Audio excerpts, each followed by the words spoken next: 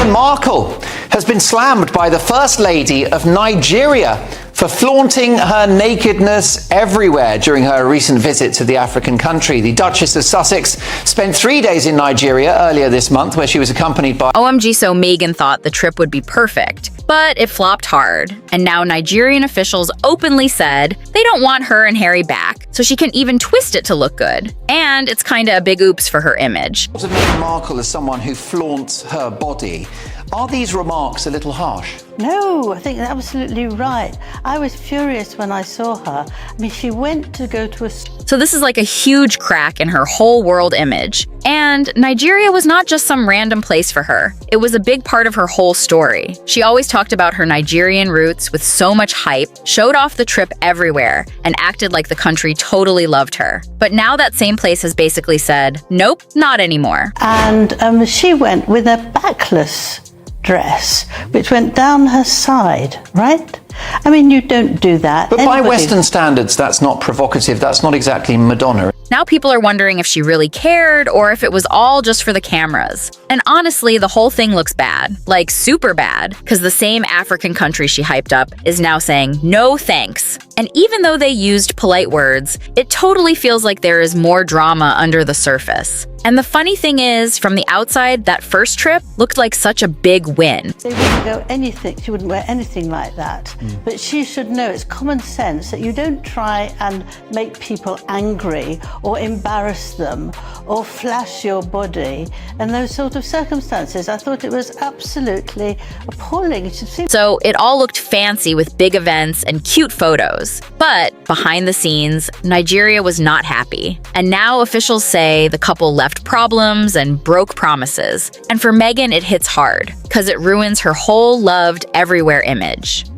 Prince Harry and Meghan, the Duke and Duchess of Sussex, are beginning a 3-day visit to Nigeria as part of publicity around the Invictus Games. Now, it follows an announcement by Meghan that she's 43% Nigerian after she did a genealogy test. Well, earlier we were joined by our colleague Simi Jola Osho, who joined me. Nigeria was one of the few places Meghan tied to her own identity to show her Africa connection and boost her influence. But this big no just showed that vibe was fragile, and being linked to a culture does not mean politics will play nice. And now the mask of being loved by all is kinda gone, with whispers that the first visit was the real problem, because instead of a true cultural and charity trip, it turned into a super staged media show, all about Meghan, and even her outfit changes were treated like major world news. Well, this is the couple's first time in Nigeria. They are here because they were invited by the Ministry of Defense. So over the next 3 days, they will visit Lagos, Abuja, and Kaduna. They're expected to go to a school where they will launch a mental health summit. They are expected to go to a...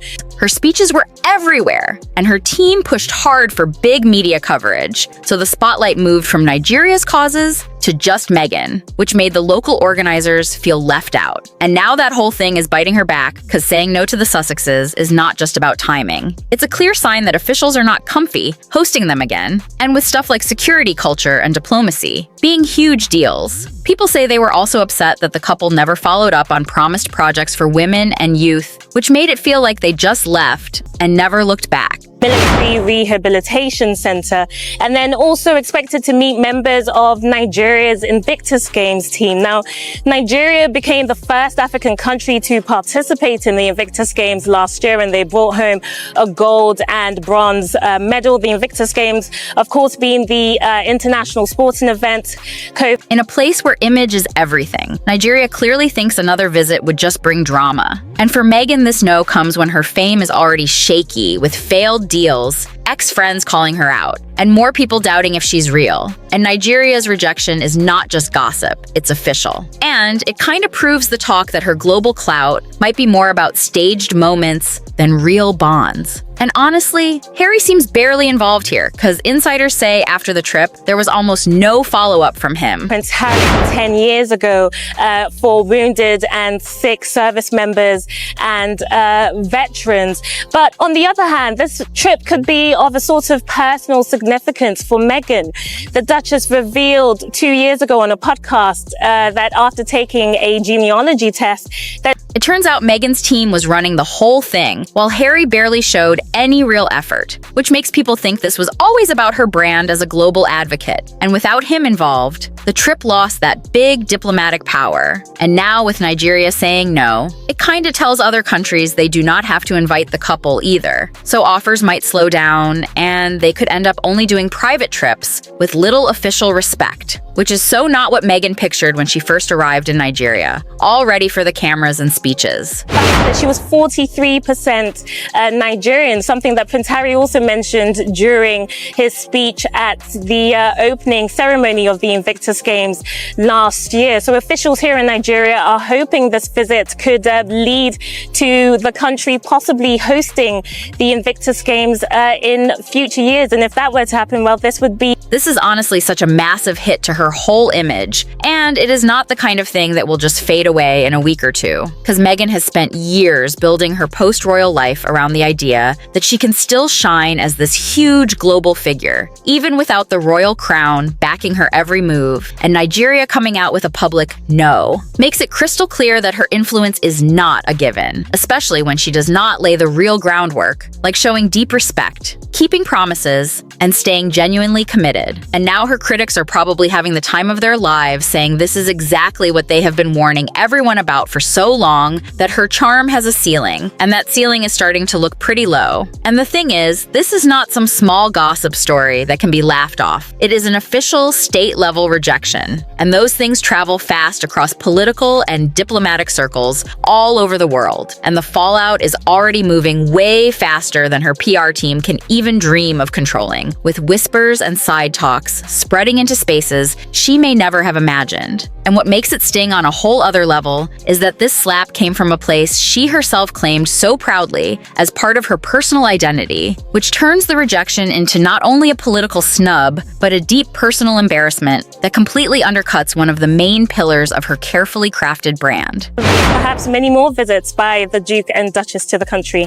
And Simi, what's been the reaction in the media and in the country to this upcoming visit?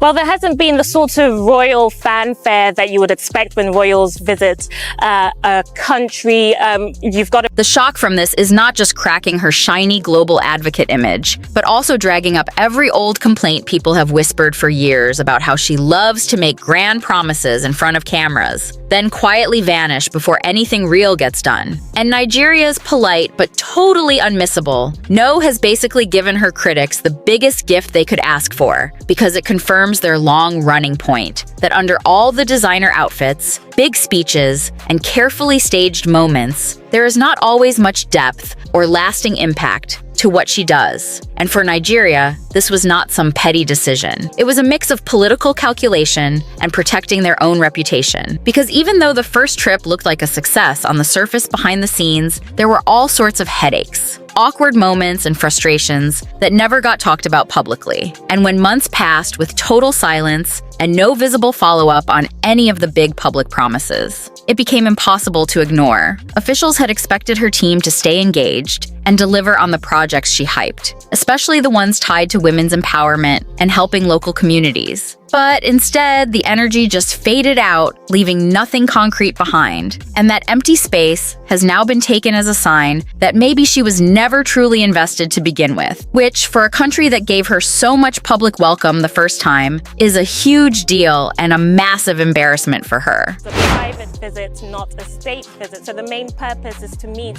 the local charities and NGOs that they're supporting. And remember that Prince Harry is marking the 10-year anniversary of the Invictus Games this year. Earlier this week, he was in London and attended a Thanksgiving ceremony there in St. Paul's Cathedral. So by saying no to a second visit, Nigeria is not just avoiding another flashy PR show with little real substance, but also quietly reminding everyone in the diplomatic world that even famous guests have to be accountable. And this has kicked off a bigger conversation about whether Meghan and Harry can actually keep doing these state and cultural trips without the royal brand behind them. Because even though they love to present themselves as big independent global figures, the truth is a lot of their invites have leaned on leftover royal recognition, and Nigeria's refusal is like a wake-up call that without that royal shadow, they will have to actually earn their spots spots through steady, meaningful work, and not just photo ops. And if people start seeing them this way, it could make it way harder for Meghan to land big visits like this in the future. Focus of this trip, not the sort of trip that you would expect from senior working members of the royal family. Simi Jola Osho there. Well, I discussed the visit in a bit more detail with royal commentator Pandora Forsyth. Indeed, it's not a royal visit since they stepped down as senior members of the royal family in terms of working. The embarrassment for Meghan is hitting on a whole other level, because this no has pretty much shattered one of her most carefully built brand stories. For years, she has leaned into her Nigerian heritage during interviews, speeches, and public appearances, using it as a way to craft this idea of a deep cultural bridge between herself and the country, something that felt personal and powerful and could be referenced again and again to boost her image. But now, with Nigeria refusing to welcome her back, that bridge is basically gone. The whole narrative she worked so hard to make is left hanging in the air with nothing solid to back it up. And it is not just a simple snub, it is a direct hit to one of her most marketable and emotional talking points, forcing her to face the uncomfortable truth that not every country is going to fall in line with her branding strategy or play into the image she wants to project. And while Harry is not as tangled up in this as she is, the rejection still sticks to him too, because his name was tied to the visit, and having a country that once gave them a warm reception now publicly say no just reinforces this growing perception that the Sussexes as a duo are losing their shine on the global stage. It does reflect similarities of a royal visit, of course. It has global attention, which is why we're speaking about it now. And they do have a pool photographer there and a pool reporter.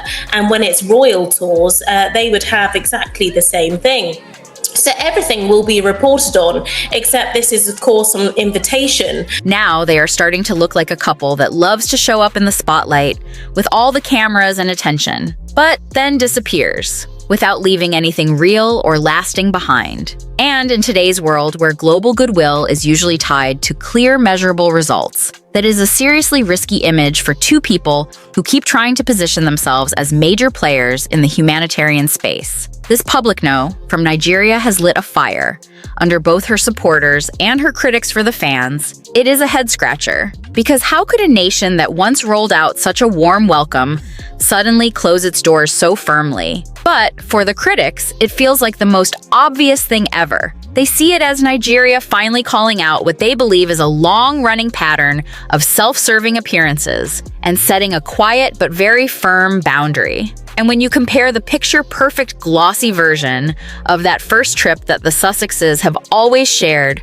with how little enthusiasm Nigeria has for having them back, it starts to feel like the official Sussex story, and the real experience of the hosts might not have matched at all, which only adds to the growing doubts about how authentic their international work really is. MG babes, if you're living for all the tea and behind-the-scenes drama, like this, you need to be on Bella Breaks Down right now, because that's where we spill every detail. The glossy headlines won't tell you, so hit that subscribe and join the fam before the next big scandal drops, because trust me, you don't want to be the last to know.